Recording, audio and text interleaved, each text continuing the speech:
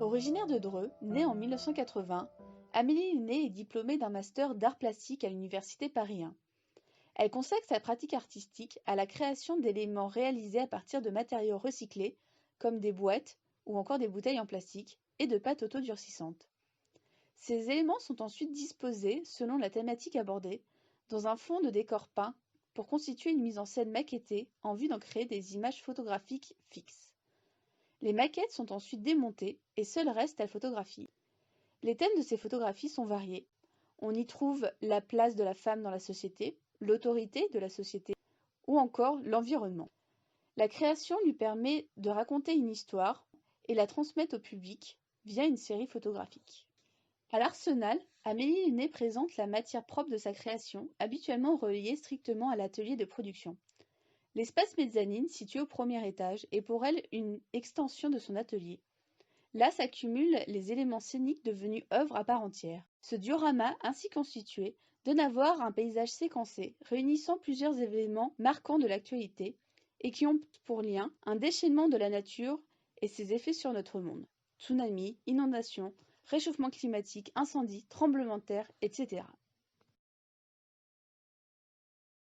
Kamad est née en 1981 dans l'Hérault. Elle vit et travaille à Saulnières depuis 2005. Après sa visite de la cathédrale de Chartres et de la Sagrada Familia au cours de son adolescence, elle décide de se spécialiser dans la pratique du verre et du vitrail.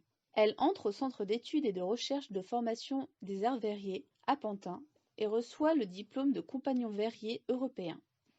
Dans son atelier à Saulnières, elle développe une pratique personnelle où le défi de la technique prime souvent sur le sujet convoqué.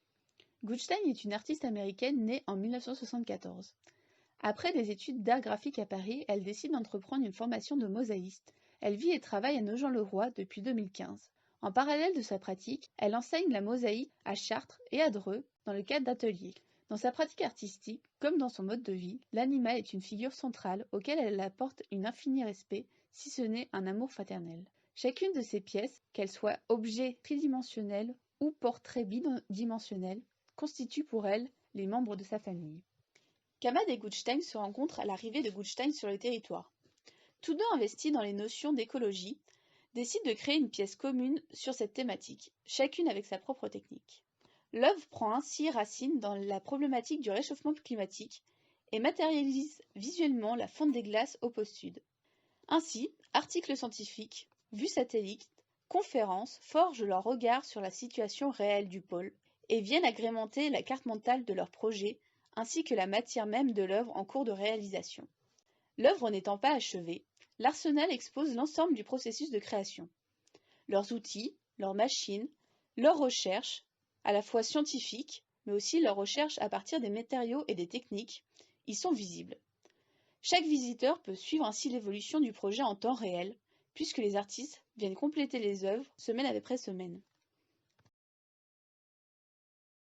Née en 1970, Émilie Benoît vit et travaille entre Paris et Germignonville.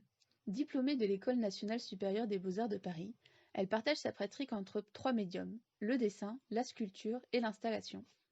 Depuis quelques années, elle choisit de travailler uniquement à partir de matériaux récupérés, avec le même mode opératoire lié intrinsèquement à la sculpture artisanale. Ainsi, elle associe dans son travail divers polymères, matériaux d'isolation, graines, mousses, bois et végétaux pour constituer une seule et même chimère sculptée à partir des matériaux récupérés ou extraits de la nature dans lesquels ils avaient été abandonnés. Un mélange entre nature et synthétique pour servir ses préoccupations de plus en plus écologiques. À l'Arsenal, Émilie Benoît présente une nouvelle installation réalisée à partir d'éléments glanés sur son nouveau territoire. Fraîchement installée en Eure-et-Loir, elle ne cesse de ramasser des matières et de dessiner. Cette nouvelle production, comme l'essentiel de son œuvre, convoque à la fois l'ethnologie, la neuroscience ou encore l'alchimie et interroge chacun sur l'évolution des espèces et des écosystèmes modifiés au fil des ans par l'homme. Né à Dreux en 1969, Josepha Paul vit à Bizou et travaille à la loupe. Après l'obtention de son diplôme à Orléans, agrosciences, environnement, territoire, paysage, forêt, elle part faire le tour du monde pour aller à la rencontre des forêts qui peuplent la Terre et observer la façon dont elles sont considérées et gérées par l'homme. Ce voyage agit sur elle comme un électrochoc. C'est une expérience à la fois magique et douloureuse. Si la beauté des paysages rencontrés est éblouissante, il est difficile de ne pas y voir l'impact souvent dramatique de l'homme. Déforestation, malforestation, exploitation, expropriation, pollution font désormais partie du champ lexical de la forêt. À son retour, elle travaille quelques années en tant qu'experte pour le Conseil de la gestion et de la protection des forêts du Perche, mais confrontée à l'industrialisation de plus en plus importante et rapide, elle cherche une façon plus juste de partager son expérience et sa vision politique du monde. Elle intervient alors dans des colloques aux côtés d'artistes, de scientifiques, de philosophes et de sociologues, et se lance petit à petit dans des interventions urbaines artistiques in situ. Ces interventions prennent le plus souvent la forme de performances, faisant référence aux actions menées sur le terrain par les zadistes, ou à des installations pérennes dans l'espace public mettant en scène la nature dans sa confrontation avec l'humain. Pour l'Arsenal, Josepha Paul a investi la place Mézirard. L'espace avait été laissé vacant depuis l'ouverture du centre d'art en 2012, afin d'y favoriser le passage et d'y réintroduire la vie.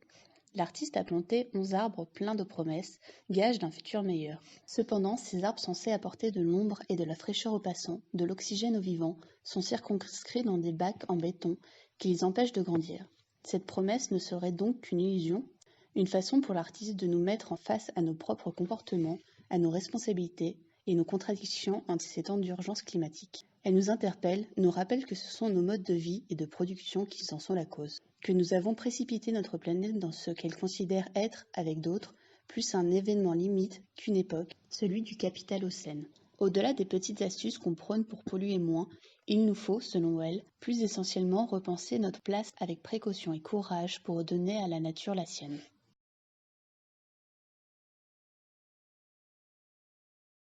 Née en 1990 en Allemagne, Louisa Radat s'est diplômée de l'École supérieure des arts des Pyrénées. Elle vit et travaille en France depuis 2004 et à Saint-Rémy-sur-Rave depuis 2019. Son travail se situe principalement autour de la mémoire collective et personnelle, la fiction et l'autobiographie via une archéologie interrogeant aussi bien le passé, le présent et le futur. Ces matières principalement organiques sont choisies dans un but de les recycler et de leur offrir une nouvelle vie. Proche de la nature, de l'océan et des pins de Flandaise, Louisa Radatz place l'environnement et ses habitants au cœur de sa pratique artistique.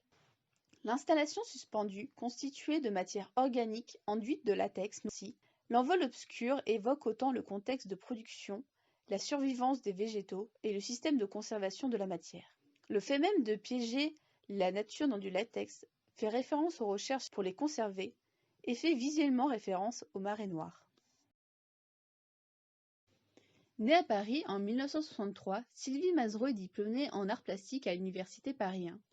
Assez vite, elle décide de s'installer en Normandie pour se consacrer à sa pratique artistique et en simultané à l'équitation.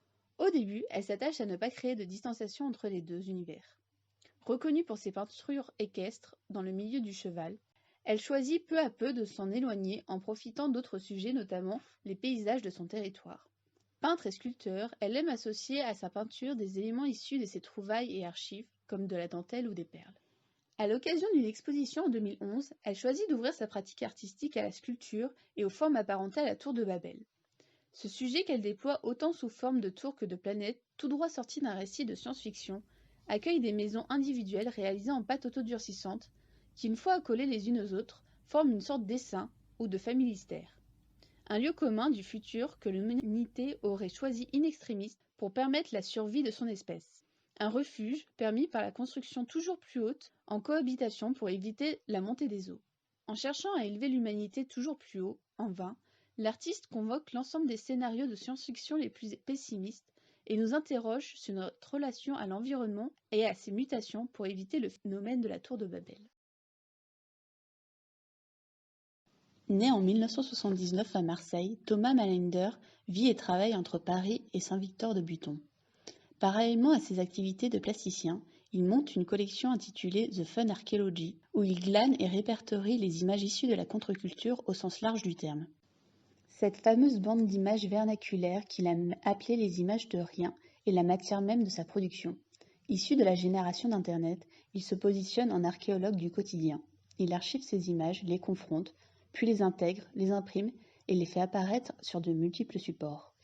Cuir animal, peau humaine, fragments de murs, cailloux sont autant de médiums qu'il utilise pour donner une tangibilité à ces images qui habituellement se retrouvent dans le flux immatériel et constant du net. Par ce biais, il souhaite créer un décalage entre les images et leurs moyens de diffusion sur les canaux habituels et sur ses propres canaux. La décontextualisation de ces images les fait exister par elles-mêmes et deviennent sujets à part entière car exfiltrés du flux incessant. Ainsi, chacun est en capacité de les identifier, les apprécier, les juger et même les dénoncer. Pour réaliser ses œuvres, Thomas Melander a travaillé avec Jean-Pierre Gouy, spécialisé dans la fabrication de papier ancien. Pour cette série nommée Papier mâché, l'artiste produit des feuilles de papier en insérant des objets dans la matière même de celle-ci, des ordures, des canettes, des bouteilles en plastique, autant que des éléments photographiques imprimés provenant d'archives constituées de divers supports, journaux, images d'internet, albums de famille et des éléments naturels. L'artiste cherche ici à dénoncer la surconsommation d'objets, de matières et d'images prégnantes de notre société.